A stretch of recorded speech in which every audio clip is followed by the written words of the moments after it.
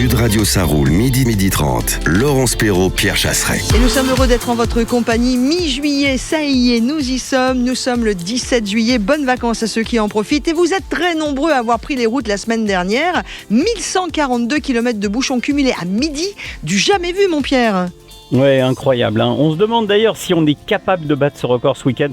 Moi, je me dis franchement qu'avec le monde qu'on va avoir au moment des chassés-croisés, on va battre tous les records. Bon, cependant, maintenant, trêve de plaisanterie, j'ai envie de vous dire d'utiliser les applis connectées parce que ça va vous permettre d'emprunter des itinéraires, ceux que j'appelle les itinéraires bis, c'est-à-dire le petit itinéraire avec le joli restaurant. Bref, toi, tu connais Lolo, hein, toutes ces choses qu'on aime bien sur les routes de France. Exactement, mais en tout cas, et tu as raison, il y aura d'autres records battus puisqu'une majorité des Français ne partent pas à l'étranger pour ces vacances. Et même si on a moins d'étrangers, il y en a quand même un petit peu qui sont arrivés sur nos routes de France. Soyez prudents. Tiens d'ailleurs, puisque nous parlons de prudence, nous allons revenir sur les patrouilleurs qui prennent des risques sur les autoroutes et vous allez être encore très nombreux à les croiser ce week-end.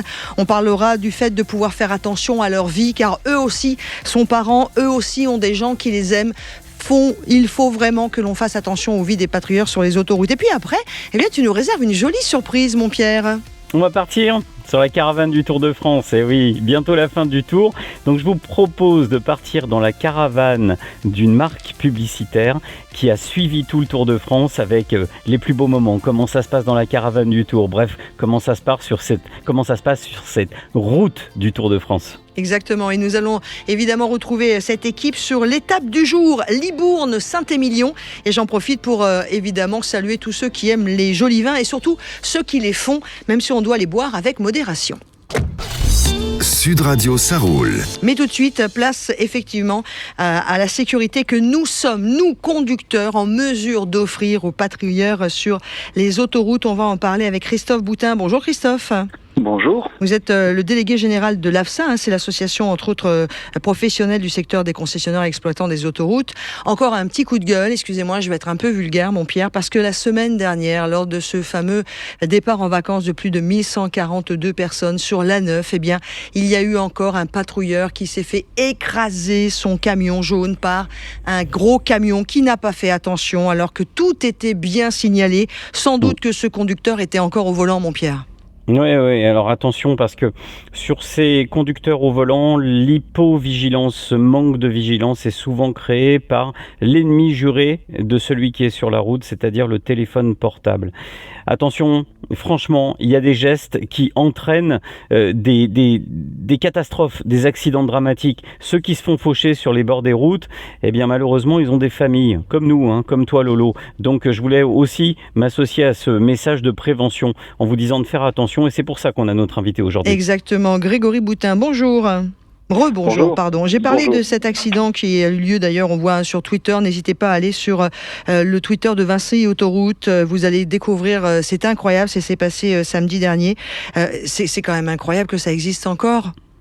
Oui, c'est incroyable, et ce qui est encore plus incroyable, effectivement, allez voir les images sur le fil Twitter de Vinci Autoroute, vous verrez clairement que le camion qui rentre dans le patrouilleur, ne regardez pas la route, il y a de la circulation, mais bon, le patrouilleur se voit très très bien, ses flèches lumineuses sont en action, et à aucun moment le camion dévite sa trajectoire, il vient frapper la flèche tout droit, sans dévier, et c'est malheureusement la plupart du temps, c'est la configuration qu'on retrouve dans les accidents qui impliquent notre personnel. Et dans ce cas, ça aurait pu vraiment être dramatique, puisque on voit très bien sur la vidéo, le camion de patrouille est propulsé, heureusement il a une marge de sécurité, mais il vient toucher le véhicule d'un dépanneur qui était en intervention sur une voiture et un camion visiblement arrêté sur la bande d'arrêt d'urgence. Donc c'est incroyable. Franchement, on aurait pu avoir un vrai drame.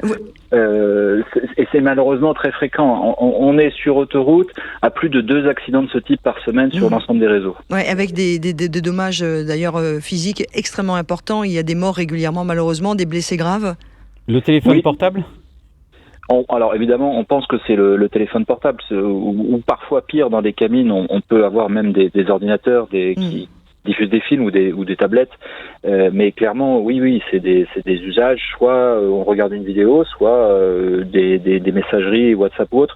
Vu la durée, en tout cas, pendant laquelle le conducteur n'était pas en train de regarder la route, c'est ce genre d'usage. Alors, il y a quand même, moi je sais que je suis une fervente défenseuse et depuis le début, j'en parle beaucoup et avec Saroul et Pierre, on est vraiment là pour mettre ça en avant.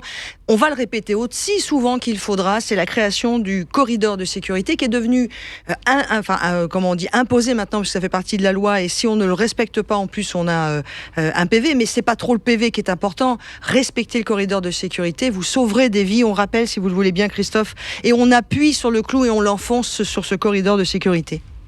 Oui, bien sûr. Le corridor de sécurité, en fait, c'est une chose qui devrait être du simple bon sens. Quand vous arrivez sur les lieux d'une intervention, vous vous décalez. Si c'est sur une autoroute avec une voie qui est libre, vous allez sur cette voie la plus à gauche pour laisser les intervenants en toute sécurité. On voit malheureusement des gens qui s'amusent à passer au plus près, que ce soit des poids lourds ou des voitures d'ailleurs, comme si c'était un jeu. Mais c'est pas un jeu. Et s'il se passe quelque chose, le moindre événement inattendu, c'est le drame. Donc non. Le corridor de sécurité, c'est simplement ça. Et comme visiblement certains n'arrivaient pas à le comprendre, il a fallu l'inscrire dans le code de la route et prévoir des sanctions pour ceux qui ne le respecteraient pas. Voilà, c'est le important. corridor de sécurité, c'est essentiel, mais pour tous ceux qui nous écoutent, c'est pas quelque chose de concret. Vous l'avez rendu concret. On va faire plus simple. Moi, j'ai envie de parler tout simplement de distance de sécurité en soi. C'est-à-dire que ce soit la distance qui nous précède du véhicule avant ou la distance que l'on va placer par rapport à des gens qui travaillent, j'ai envie de dire que dans 99% des cas, si on respecte une distance de sécurité, il n'y a plus de problématique d'accident. Et tout à fait. D'ailleurs, on a fait une petite vidéo sur le site de l'ASFA. Si vous tapez autoroute corridor de sécurité, vous pourrez aller voir cette vidéo. C'est très simple, Oui, c'est vraiment très simple et ça sauve des vies. Et ça sauve des vies surtout lorsqu'il y a 2, 3, 4 camions qui se suivent. Si le premier fait le corridor de sécurité, le deuxième va faire attention, va le faire aussi, etc., etc. Alors que dans le cas général de ce qui se passe aujourd'hui encore, eh bien, le troisième ou le quatrième camion ne font pas gaffe et continuent de rouler et ça s'enfonce dans les patrouilleurs et ça fait des morts et des blessés. Merci beaucoup Christophe Boutin. Avec Saroul et Sud Radio, on sera avec vous et à vos côtés pour insister sur le corridor de sécurité et que vous le fassiez ou pas, s'il vous plaît, lâchez vos téléphones portables sur autoroute et sur route et regardez la route. Vous éviterez, vous, un accident pour vous et les vôtres et vous éviterez peut-être de tuer quelqu'un.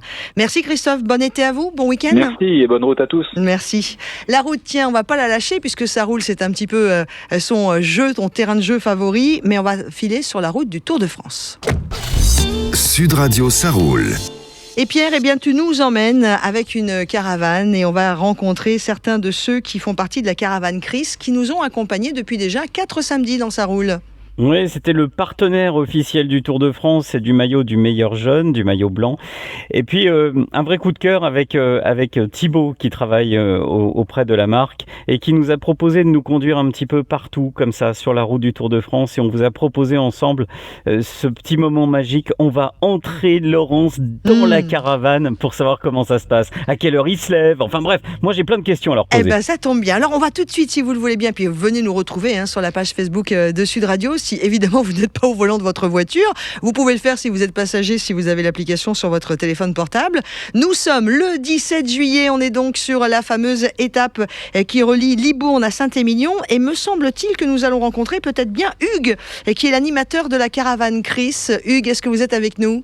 Absolument, je suis avec vous et c'est un plaisir d'être avec vous d'ailleurs. Alors il y a Hugues, ensuite Pierre, eh bien nous rencontrerons Grégory qui est également un conducteur d'un des chars évidemment de cette caravane Chris et puis nous avons Manon Borsellino au test distribution. Alors Hugues, déjà 17 juillet, un petit mot sur ce qui s'est passé depuis le départ de ce tour.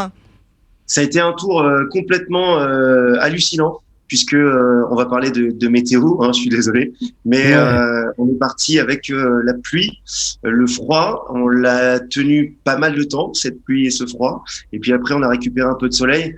Donc c'est d'un point de vue organisme, on a véritablement, passez-moi l'expression, on a morflé un peu. Ouais, c'est à partir du Ventoux que ça s'est amélioré à peu près. Et encore. C'était pas non plus la fête, mais comment ça se passe lorsqu'on est sur la caravane ? On se lève tôt le matin, c'est quoi le rythme du caravanier entre guillemets ? Le rythme du caravanier, il est comme tout le monde. On se lève le matin, mais peut-être un peu plus tôt que tout le monde. Enfin bon, en moyenne, on se lève entre 6h et 7h, des fois même avant 5h du matin pour certaines grosses étapes de montagne. Et bien, c'est petit déjeuner, On prend la route pour aller au parking caravane du départ, puisqu'il faut savoir que la caravane du Tour de France est parquée avant d'aller sur l'étape. Et on part 2 heures avant les coureurs. Et donc, sur ce parking, s'effectuent différentes tâches, que ce soit du nettoyage des véhicules, que ce soit des tests sonos, que ce soit vérification de toute la sécurité, puisqu'on est harnaché, on a des baudriers, on a des sangles pour notre sécurité. Et après on part sur l'étape. On finit l'étape en moyenne, on passe la ligne d'arrivée les 15h30, entre 15h30 et 16h30. Ouais, pratiquement 2 heures avant les cyclistes, ouais. C'est ça.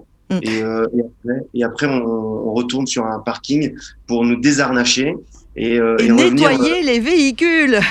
Non, Ouais, on le fait le matin, ça déjà. Oui, c'est vrai que c'est le matin. Mais à mon époque, on les nettoyait aussi le soir, parce que j'ai fait, moi, la caravane du Tour de France, et on en parlera avec vous, l'équipe de chez Chris, d'ici quelques instants. Moi, j'ai travaillé beaucoup à l'époque pour le blaireau. C'était pour l'association Personneige. Et oui, j'étais autant animatrice que conducteur du char et hôtesse. On faisait tout à l'époque, mais ça, c'est un temps des moins de 20 ans ne peuvent pas connaître. On a une magnifique distributrice et un conducteur de char.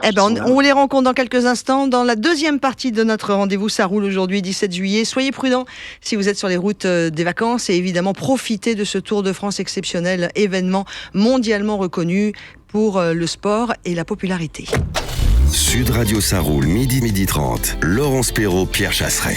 Et nous allons retrouver cette équipe exceptionnelle de l'équipe Chris, puisque grâce à Pierre qui les a rencontrés et grâce à cette équipe de la caravane, nous plongeons dans la vie d'un caravanier ou d'une caravanière, puisqu'il y a aussi évidemment beaucoup de jeunes femmes dans les caravanes du Tour de France. Pierre, nous étions à l'instant avec Hugues, qui est l'animateur de la caravane Chris, mais nous allons aussi rencontrer Grégory, conducteur de char, et Manon Borsellino, qui est une jeune hôtesse distribution. Allez, c'est parti mon Pierre, on retourne sur cette étape qui nous emmène de Libourne à Saint-Émilion aujourd'hui. Avec peut-être Florent, conducteur de char, qu'en dis-tu? Ou Grégory peut-être, c'est peut-être Grégory qui est avec Greg. nous. Oui, c'est Greg. C'est ça, oui. C'est Greg. Salut Greg. Alors, le conducteur de char, il est soumis à des règles de sécurité routière d'ailleurs, parce que vous faites pas ce que vous voulez. Comment ça se passe quand on conduit le char? On a une place assignée, il faut la tenir. C'est quoi la vitesse moyenne? C'est celle d'un coureur? Et expliquez-nous tout. Quand on est conducteur de char, comment ça se passe? Alors, la vitesse moyenne sur une étape, on est aux alentours de 40 km/h. Maintenant, ça va dépendre des lieux sur lesquels on évolue. Que ce soit de la ville ou de la campagne, en sachant qu'on a une vitesse qui est limitée à 70 km/h quoi qu'il arrive. Pour ce qui concerne le dispositif, on est disposé en quinconce, à savoir qu'il y a des chars qui sont situés sur la partie gauche de la route et d'autres sur la partie droite, de façon à pouvoir distribuer aussi bien aux spectateurs qui sont sur la droite que sur la gauche de la route. Et c'est ça le truc, c'est qu'on vous attend, parce que moi je pense à moi petit, et quand j'emmène mes enfants aussi, ce qu'on attend c'est autant le passage des coureurs que certainement la caravane et les petits cadeaux. Mais oui. Oui, c'est ça, on sent parfois une frustration de voir que les gens constatent que le char n'est pas de leur côté. Alors on a l'animateur, en l'occurrence Hugues, qui dit « Ne vous impatientez pas, derrière il y a un char qui va passer sur votre côté de la route. Il n'y a pas de souci, vous aurez vous aussi des goodies et on va vous faire plaisir. » Alors, quand on est conducteur de char, déjà, il faut quelle formation? Juste un permis B? Enfin, comment ça fonctionne? Parce que ces chars, le vrai char du Tour de France, c'est celui qui n'est pas homologué d'ailleurs pour rouler normalement sur la route. C'est le char qui a été imaginé, pensé pour le Tour. On vous demande d'avoir quelle formation? Alors moi, j'ai un permis B. Oui. D'au moins 3 ans, il date d'un petit peu plus de 3 ans d'ailleurs le mien. Il faut savoir que la route c'est une route fermée à partir du moment où le Tour s'engage dessus, et donc là en l'occurrence on n'est pas soumis aux mêmes règles. J'ai pas besoin d'avoir un permis poids lourd pour pouvoir évoluer. Maintenant on a eu une formation avant le départ du Tour pour pouvoir effectuer les manœuvres en toute sécurité et surtout faire attention aux spectateurs, mais aussi aux hôtesses qui sont derrière nous. Tiens, puisqu'on parle d'hôtesse, on va accueillir Manon également, Pierre, la jeune Manon Borsellino qui est avec nous. D'ailleurs, juste comment vous avez été castés tous les trois? Vous avez participé à des réunions, à un casting? Comment ça s'est passé pour que ce soit vous qui soit choisi d'ailleurs? Vas-y, moi je te laisse. Alors en fait, on a cherché au préalable les agences qui participaient au Tour de France. Donc ici, c'est Novabox. Et puis on a envoyé des CV, lettres de motivation. Et puis par la suite, on a eu un entretien et nous voilà sur les routes du Tour pour cette année et cette session 2021. Alors Manon, moi je l'ai croisée en fait parce que je me souviens encore sur la route de Tours du moment où j'ai entendu Salut Manon, donc donc je l'ai croisée. Elle m'a pas vu, mais moi je l'ai vue. Manon, comment ça se passe quand on anime directement sur la caravane et qu'on est dans un temps qui est assez maussade, hein, parce que la première semaine, on le disait, ça a été catastrophique sous la pluie. Ça doit être un moment terrible.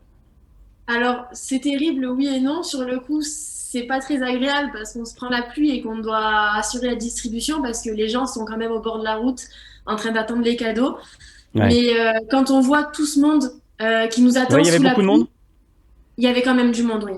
Franchement, pour des étapes sous la pluie, il y avait énormément de monde. Et on oublie tout le reste. On oublie qu'on s'est pris de la pluie toute la journée, on oublie le froid. Et on a tous ces sourires parce que nous on a le masque, on sourit, mais les personnes au bord de la route n'ont pas forcément le masque et on les voit heureuses de nous attendre et c'est le principal. Ah, c'est important. D'ailleurs, Pierre, moi j'ai une question aussi à poser à Hugues, qui est l'animateur de la caravane Chris. Effectivement, on sait que les années précédentes, il y a eu énormément de choses de faites sur la sécurité en bord de route. Alors malheureusement, ce tour a commencé avec cette chute brutale, mais ça c'est le côté course sur cette femme qui a tendu sa pancarte sans faire attention. Mais la caravane, moi je me souviens qu'à mon époque, on faisait super attention parce qu'il y avait aussi des accidents, comme le dit Pierre, avec tous ces enfants qui tendaient la main ou tout le monde qui se bat, surtout quand on arrive sur les villes où il y a un peu plus de monde. Vous avez été aussi briefé sur la sécurité de la caravane sur le Tour de France, vis-à-vis du public évidemment. C'est un vrai défi en fait au quotidien. Véritablement, c'est une très bonne question. Merci.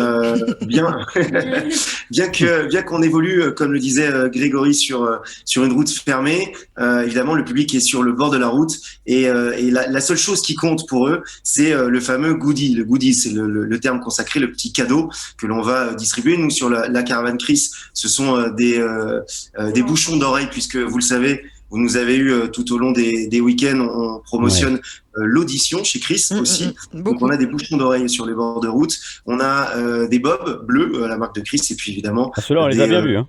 Des montagnes, voilà. On les appelle les schtroumpfs maintenant, Pierre, tellement ils sont bleus et blancs.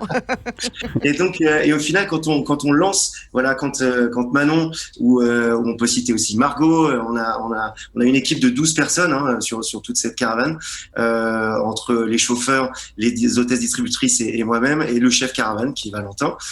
Eh bien, quand les distributrices distribuent justement ces goodies, eh bien derrière, le public n'a d'yeux que pour ce cadeau. Et c'est en ça que lorsqu'elle distribue, il va vraiment falloir que ce cadeau aille le plus loin possible pour éviter qu'il revienne sur la route et qu'à ce moment-là, eh bien, il y ait le réflexe qui est totalement humain de dire j'ai vu le truc, il est pour moi et j'y vais tout de suite. On vise les enfants. Là, ça peut être problématique. Enfin, on vise les enfants, on s'entend, hein, pour le cadeau. Oui, non, mais évidemment.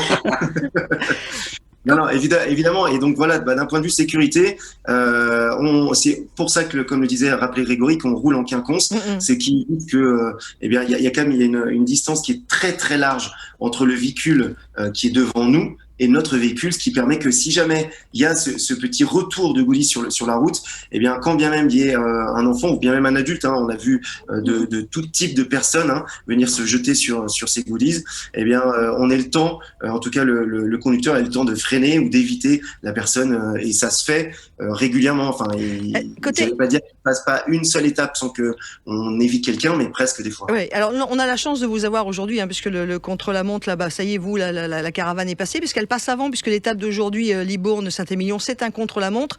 Et généralement, la caravane part au moins 1h30 avant la course. Concrètement, est-ce que vous connaissiez aussi bien les routes de France, puisque c'est un peu notre passion, Pierrot et moi aussi, et beaucoup de gens qui écoutent Sud Radio. Et ce Tour de France, c'est aussi l'occasion de découvrir des régions exceptionnelles, des routes magnifiques. Personnellement, je suis à mon 9e Tour de France. Ok. C'est à chaque fois un plaisir de partir sur le mois de juillet sur le Tour de France parce que oui, on découvre toutes ces routes sans personne, enfin sans trafic. En plus, moi, je suis dans un poste qui est véritablement surélevé et on passe dans des paysages qui sont juste somptueux. Après, grâce au Tour de France, par exemple, j'ai découvert les Pyrénées, dont je suis tombé littéralement totalement amoureux. Moi qui allais plutôt skier dans les Alpes. Ah bah, parlez du gâteau à la broche à Pierrot, vous allez être copains. Ah. Eh ben voilà, ça y est, le Tourmalet, le Tourmalet, Aspin, Perreux-Sourdes. Moi, ça, c'est du mythique. Quand j'entends ça, bon, il y a le Mont Ventoux aussi. Hein. Oui, mais ça, là, c'est pas on dans a, les Pyrénées, mon loulou.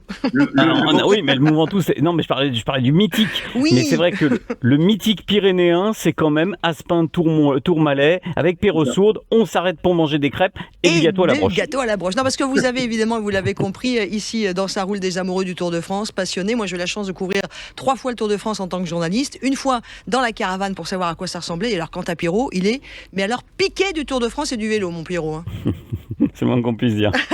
Mais moi, je voudrais quand même remercier aussi quelqu'un sur ce tour qui a été extra. Et c'était génial aussi d'avoir Chris, partenaire officiel, avec nous pour nous faire découvrir toutes les semaines des choses sur le Tour de France. Et je vais citer son prénom parce que c'est vraiment un type exceptionnel. Tu sais, Malolo, j'ai toujours un coup de cœur par an. Cette année, il s'appelle Thibaut, tu vois. Et c'était vraiment un type extraordinaire. Et je pense qu'il a fait l'unanimité aussi sur la caravane parce que ces gens qui bossent en dehors, dans la communication, on les voit pas forcément et ils font un boulot remarquable. Voilà. En tout cas, voilà, c'était pour toute l'équipe de Chris. Merci beaucoup à ceux de la caravane qui nous ont fait vivre le tour de l'intérieur de la caravane. Nous avions Grégory, conducteur de char, Hugues, animateur, et Manon, qui est hôtesse de distribution. On vous souhaite évidemment une très belle journée sur cette étape contre la montre Libourne-Saint-Émilion et puis la suite, puisque c'est pas complètement terminé. Bon week-end à vous. Merci, bon week-end. Merci. Pierrot, on va nous passer aussi un bon week-end et quant à Ça roule, ça continue tous les samedis de cet été. Nous serons avec vous. Moi, je vais peut-être faire une petite infidélité une fois ou deux quand même. Oh, c'est intolérable. En tout cas, je vous laisse découvrir cette magnifique étape du côté de la route de Saint-Émilion, une route que connaît bien Laurence Perrault, croyez-moi. Oui. Et je crois que tu étais à mes côtés aussi, tu la connais bien aussi. On aurait pu, ouais. Avec modération. Merci à tous, passez un bon week-end, les programmes continuent, soyez prudents sur la route des vacances.